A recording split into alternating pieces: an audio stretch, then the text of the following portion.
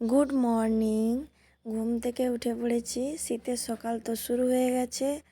তো মেয়ের তো একেবারেই শীতই লাগেনি, কেমন ঠান্ডা লাগছে। তোমাদেরকে গুড মর্নিং জানালো, ঠান্ডা লেগে গেছে। তারপরে দেখো টুপি পরবে না, মোজা পরবে না, জুতো পরবে না, তো পরিয়ে দিয়েছি। তো আমি একটা কথা ভাবছি, তাই জন্য শেয়ার করলাম।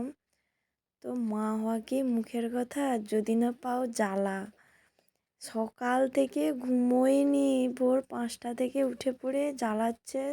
এই রাস্তাতে চলো, এই এখানে বেড়ু করতে চলো, এই পুষি দাও, এই ডগি দাও, এই আমাকে এখানে নিয়ে চলো, ছাদে নিয়ে চলো। এইটা হচ্ছে আমার মেয়ের বক্তব্য, ঠিক আছে।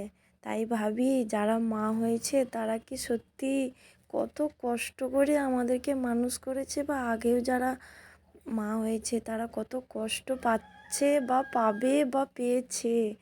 তো মা হওয়া সত্যি মুখের কথা নয়, যদি না তুমি কষ্ট পাও। ভালো থাকো বন্ধু।